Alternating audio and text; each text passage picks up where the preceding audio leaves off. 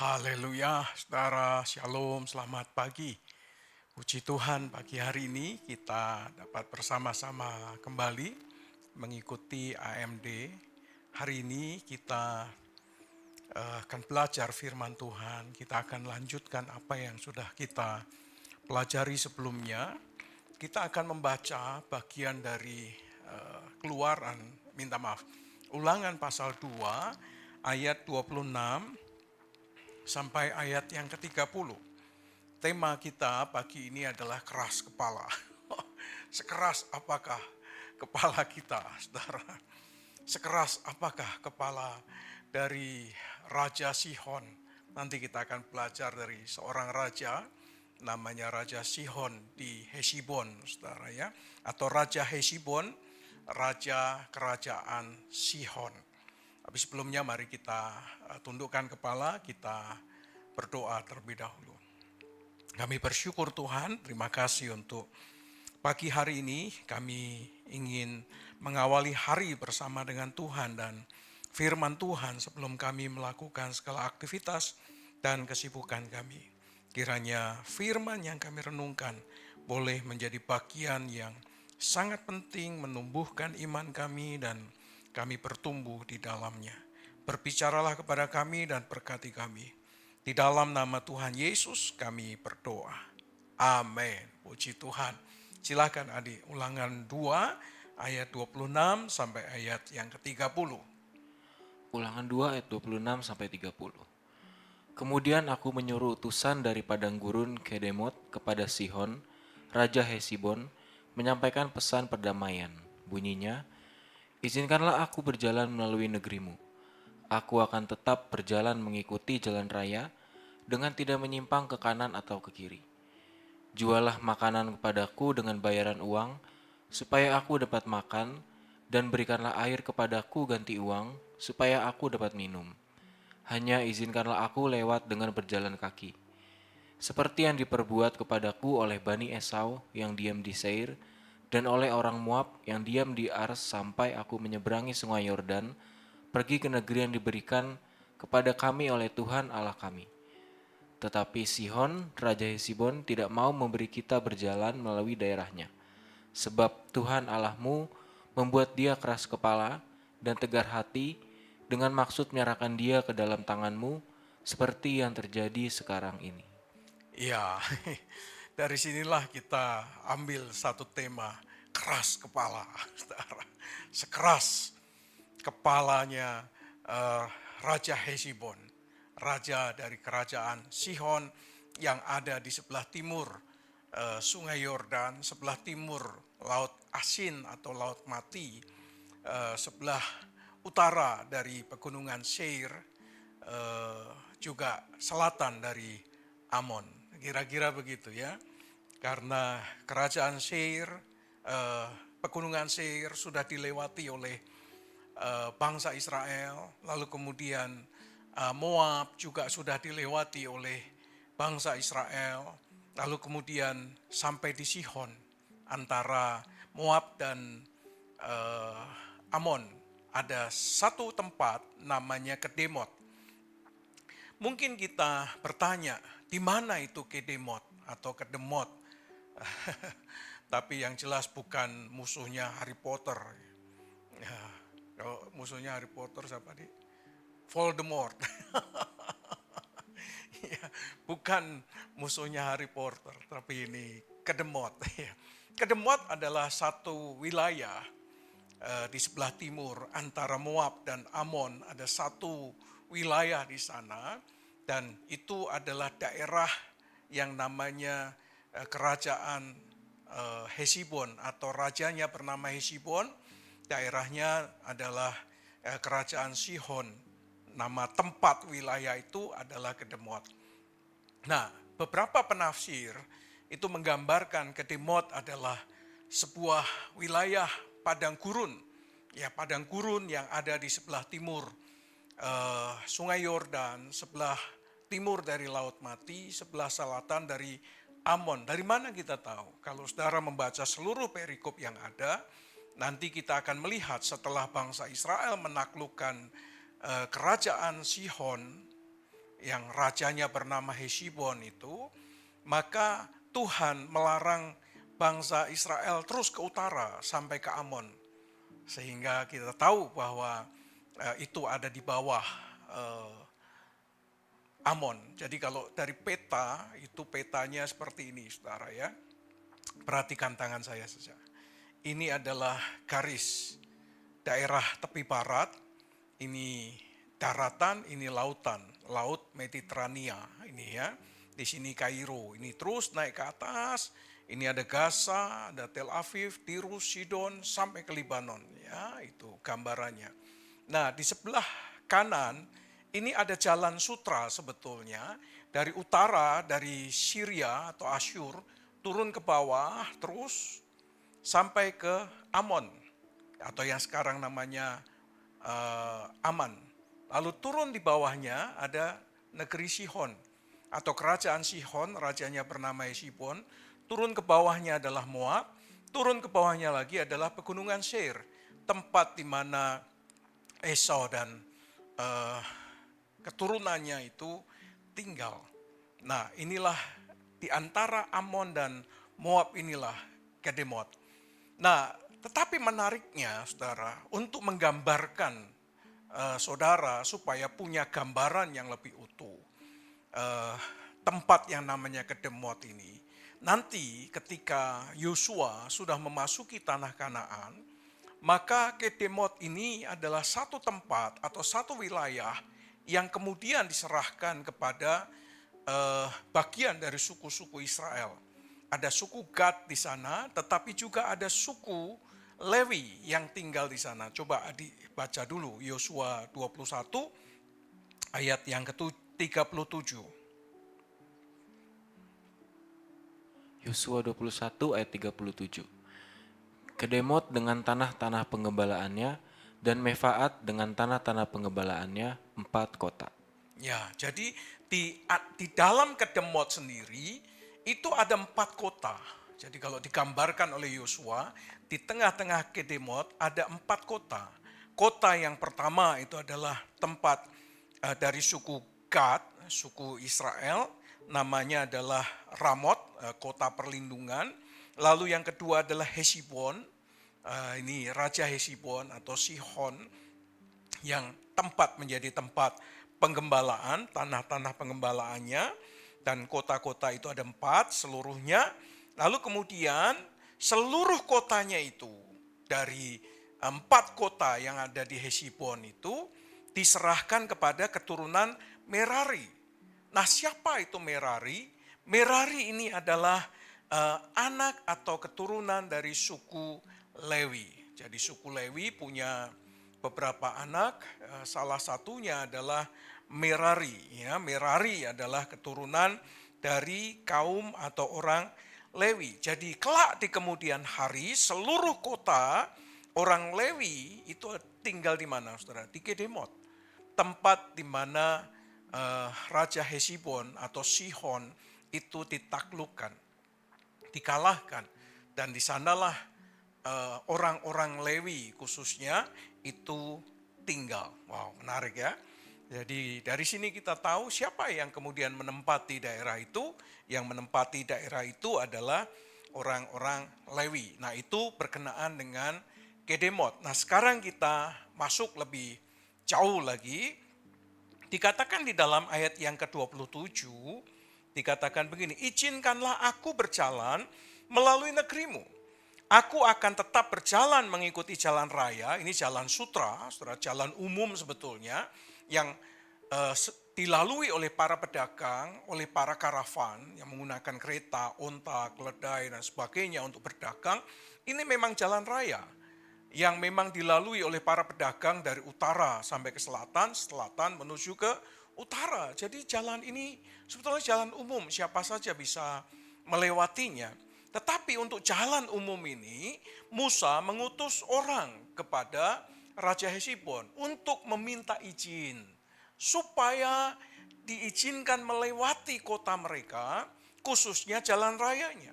Tidak menyimpang ke kanan maupun ke kiri. Seperti yang dilakukan oleh bangsa Israel kepada Edom, kepada Moab. Demikianlah mereka sebetulnya bikin kesepakatan supaya mereka diizinkan melalui jalan raya dengan membayar air mereka, dengan membayar makanan mereka, dan tidak mengambil apapun dari milik yang ada di kota mereka.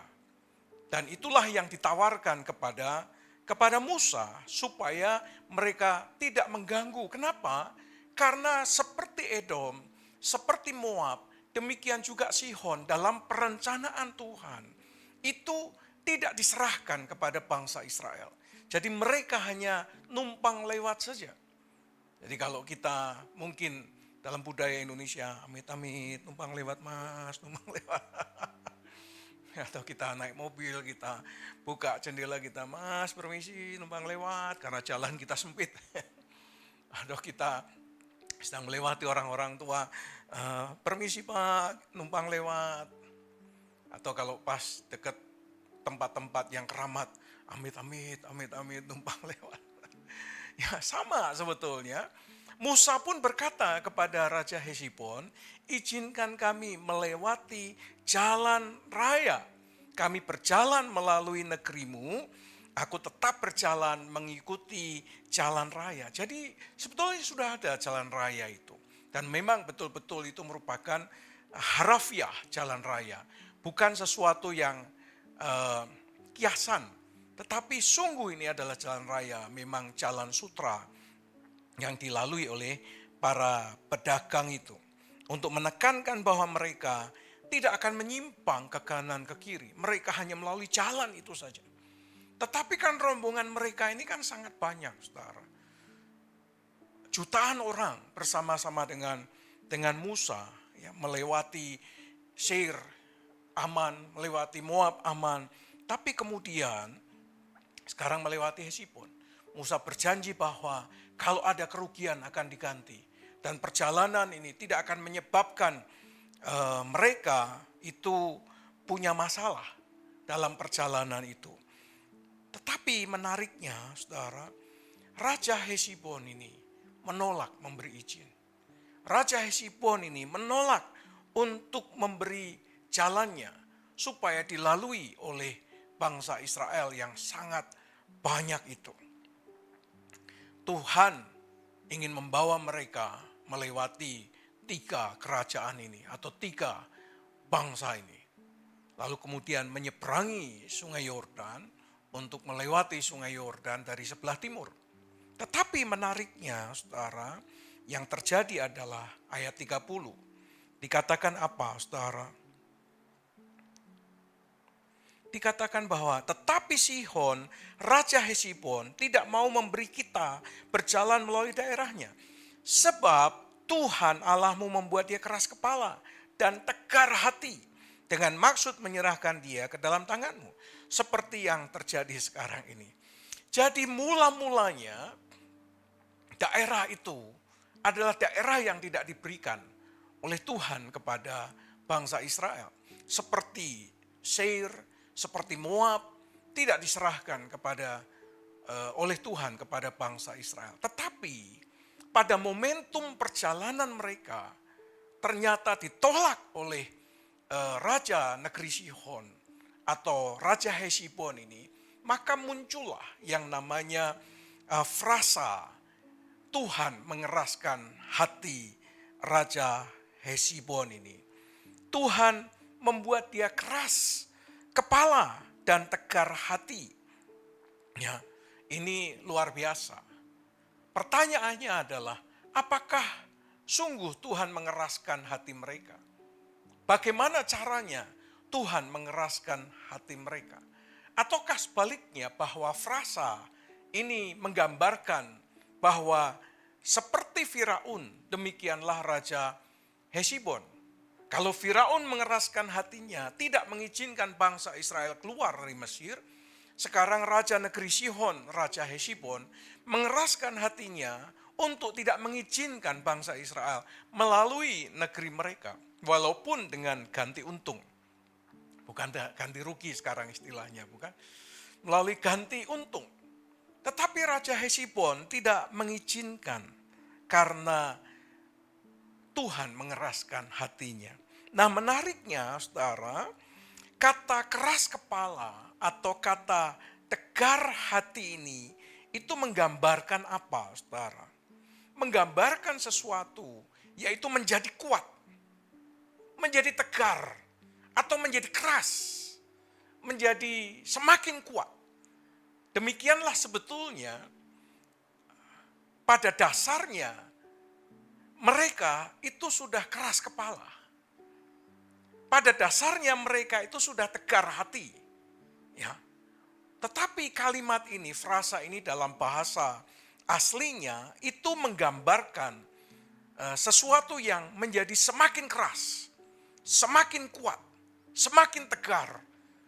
Itulah yang terjadi. Jadi kalau seseorang itu punya potensi keras kepala, lalu kemudian dia menunjukkan itikat yang keras kepala, maka yang dilakukan oleh Tuhan itu mengeraskan hatinya. Semakin keras kepalanya, semakin tegar tengkuknya. Sehingga itulah yang terjadi dengan Firaun, yang pada dasarnya dia sudah mengeraskan hatinya, tidak mengizinkan bangsa Israel keluar dari tanah Mesir. Tetapi Tuhan semakin mengeraskan hatinya, yang sebetulnya ada dasar yang sudah dimiliki oleh Firaun dan juga oleh Raja Hesibon ini. Oleh karena itu, saudara, dikatakan Allah mengeraskan hatinya. Allah mengeraskan hatinya. Saudara, kalimat Allah mengeraskan hatinya ini sebetulnya juga tidak begitu tepat. Kenapa? Karena kekerasan hati seseorang itu sudah pada dasarnya sudah dilakukan oleh dirinya sendiri. Yaitu apa? Memang ketika Musa sudah meminta izin, hatinya sudah dikeraskan. Pada dasarnya dia sudah menolak terlebih dahulu. Nah, kalau dia menolak, lalu kemudian dia mengeraskan hatinya, maka berarti tidak mengizinkan bangsa Israel melalui jalan itu. Dan kalau bangsa Israel tidak diizinkan melalui jalan itu, maka tidak ada jalan lain. Kecuali bangsa Israel dalam tanda kutip memaksa Raja Hesibon mengizinkannya. Dan itulah yang terjadi. Karena kalau hanya mengeraskan hati dan tidak mengizinkan, maka tidak akan terjadi apa-apa. Oleh karena itulah, dalam bahasa yang sering kali kita pakai, bikin goro-goro, bikin gara-gara. Sehingga Allah mengeraskan hatinya. Sama seperti Allah berbicara kepada Abraham, untuk supaya punya alasan membawa umatnya kembali ke tanah Kanaan. Maka Tuhan menggunakan frasa, ketika kedurjanaan orang Amori sudah sampai pada puncaknya. Nah, ketika kejahatan bangsa Amori sudah mencapai puncaknya, maka Allah punya alasan untuk menghukum mereka.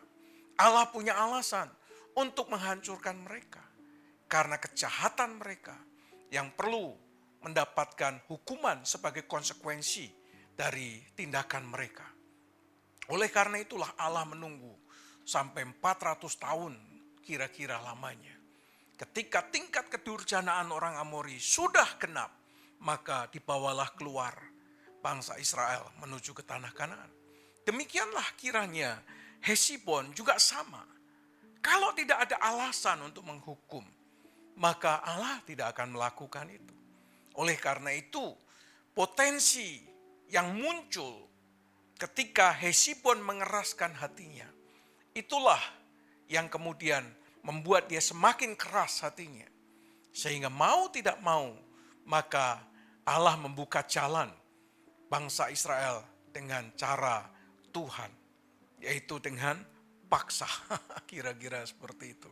Coba kita perhatikan ya. Keluaran pasal 8 ayat 15, 32 dan 32. Coba adik. Keluaran pasal 8 ayat 15 dan 32. Keluaran 8 ayat 15 dan 32. Tetapi ketika Firaun melihat bahwa telah terasa kelegaan, ia tetap bersikeras hati dan tidak mau mendengarkan mereka. Keduanya seperti yang telah difirmankan Tuhan. 9:34 sekarang.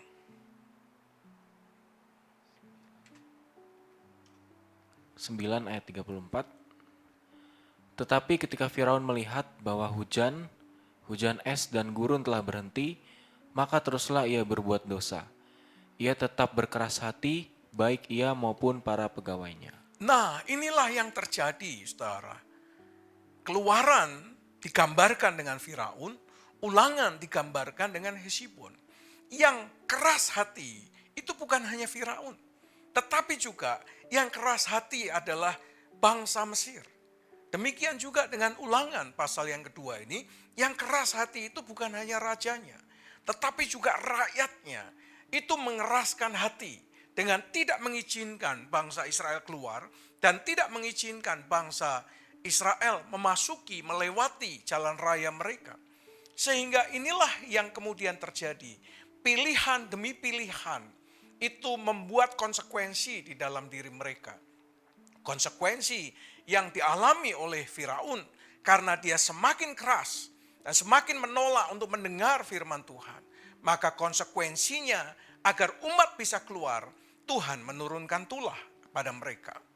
Tapi dalam perjalanan menuju ke tanah Kanaan, maka Allah tidak menurunkan tulah. Allah memberikan kepada bangsa Israel pilihan untuk memaksa masuk, memaksa melewati itu dengan cara yang berbeda. Sehingga konsekuensi dari keras hati itu pasti berimbas kepada dirinya. Demikian juga dalam pilihan-pilihan kita.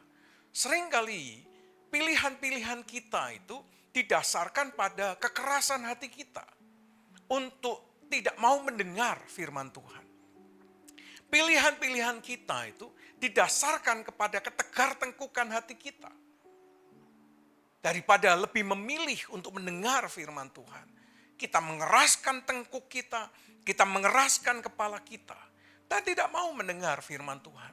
Akibat kita tidak mau mendengar firman Tuhan, maka yang terjadi adalah konsekuensi dari akibat ketegar tengkukan kita, dari keras kepala kita. Oleh karena itulah firman Tuhan berkata, jikalau pada hari ini kamu mendengar firman Tuhan, jangan keraskan hatimu. Jangan keraskan tengkukmu. Bukalah hatimu untuk terima firman. Bukalah hatimu untuk mengalami anugerah Tuhan. Lembutkan tengkukmu supaya firman Tuhan menjadi bagian dalam kehidupan kita. Saudara perhatikan bahwa kalau kita melihat Ulangan pasal 9, maka kita menemukan kedaulatan Allah itu mempunyai daya tawar kepada bangsa Israel.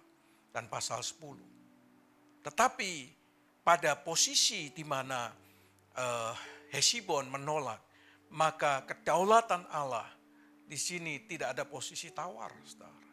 Jadi seringkali ketika kita mengeraskan hati, kita berhadapan dengan kedaulatan Tuhan. Kita berhadapan dengan kuasa Tuhan yang memang sudah merencanakan sesuatu bagi umatnya. Tetapi kekerasan hati, kesombongan, ketegar tengkukan membuat kita tidak mencapai apa yang sedang direncanakan Tuhan. Seperti Edom selamat, seperti Moab juga selamat. Tetapi Hesibon harus menanggung konsekuensi dari pemilihan sikap yang tidak sesuai dengan apa yang Tuhan kehendaki. Saudara, dalam hidup kita ada banyak pilihan. Kita bisa memilih untuk mendengarkan suara Tuhan. Kita bisa memilih untuk melakukan pekerjaan Tuhan. Kita bisa memilih untuk menjadi bagian dari pekerjaan Tuhan. Tapi kita juga bisa menolak untuk mendengar firman Tuhan. Kita juga bisa menolak untuk menjadi bagian dari firman Tuhan. Kita juga punya hak, kebebasan untuk memilih untuk tidak mengerjakan pekerjaan Tuhan dengan sebaik-baiknya. Kira-kira mana yang akan kita pilih? Saya berdoa Kita bukan orang-orang yang keras kepala melawan firman Tuhan. Bukan orang-orang yang keras hati, tegar tengkuk untuk melawan firman Tuhan. Tuhan punya grand design yang istimewa dalam hidup kita. Tuhan punya rencana yang indah, masa depan yang indah. Tapi persoalannya adalah apakah kita keras hati, keras kepala untuk menolak rencana Tuhan itu dalam hidup kita. Ataukah kita lebih memilih pilihan kita dan merasa pilihan itu lebih baik, lebih bagus daripada apa yang sedang direncanakan Tuhan dalam hidup kita. Saya berdoa kiranya setiap kita adalah orang-orang yang lentur hatinya, terbuka untuk firman, dan setia untuk mengambil bagian dalam pekerjaan Tuhan. Firman Tuhan berkata, kalau hari ini engkau mendengar firman-Nya, jangan keraskan hatimu. Mari kita bergerak, kita bekerja, kita melayani, dan pasti saya percaya rencana Tuhan digenapi dalam kehidupan kita. Amin. Amin. Mari kita berdoa. Terima kasih Tuhan. Kami mengucap syukur untuk kesempatan hari ini. Ampuni kami jikalau selama ini kami keras hati. Kami keras kepala, kami tegar tengkuk. Kami tidak mau berubah, kami tidak mau bertobat. Kami tidak mau mentaati firman. Kami menjadi orang-orang yang sombong, merasa pilihan kami adalah pilihan yang terbaik. Kami merasa hidup tanpa Tuhan pun kami mampu. Kami merasa bahwa hidup tanpa campur tangan Tuhan pun kami sanggup. Ampuni ya Tuhan, karena semua konsekuensi itu harus kami tanggung sendiri.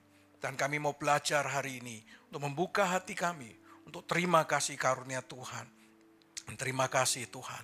Kami bersyukur untuk kesempatan hari ini. Ampuni kekerasan hati kami, lenturkan hati kami, lembutkan hati kami, dan kami belajar untuk menerima apa yang Tuhan kehendaki dalam kehidupan kami. Terima kasih Tuhan, kami mau belajar untuk membuka hati dalam semua perkara yang Tuhan ingin kami terlibat di dalamnya. Dan kiranya sungguh rencana dan semua planning Tuhan yang ajaib dapat digenapi melalui kehidupan kami. Terima kasih Bapa, kami bersyukur untuk pagi hari ini. Kami menyerahkan semua aktivitas dan kesibukan kami sepanjang hari ini di dalam tangan anugerah Tuhan. Berkati rumah tangga kami, berkati pekerjaan kami, berkati anak-anak kami dengan masa depan mereka yang lebih indah. Dan jadilah semua untuk kemuliaan nama-Mu. Kiranya damai sejahtera dari Allah Bapa, cinta kasih sayang daripada Tuhan Yesus Kristus, persekutuan pertolongan pimpinan dan kuasa Roh Kudus menyertai saudara sekalian dari sekarang sampai selama-lamanya. Di dalam nama Tuhan Yesus Kristus. Amin. Puji Tuhan saudara. Saya berdoa kiranya kita menjadi orang-orang yang terbuka dengan rencana Tuhan. Terbuka dengan kehendak Tuhan. Dan mengizinkan Tuhan bekerja melalui kehidupan kita. Jangan seperti Hesibon, jangan seperti Firaun. Dan kita menjadi bagian dari pekerjaan Tuhan yang besar. Amin. Amin. Selamat beraktivitas, selamat bekerja, selamat menikmati hari ini. You are blessed.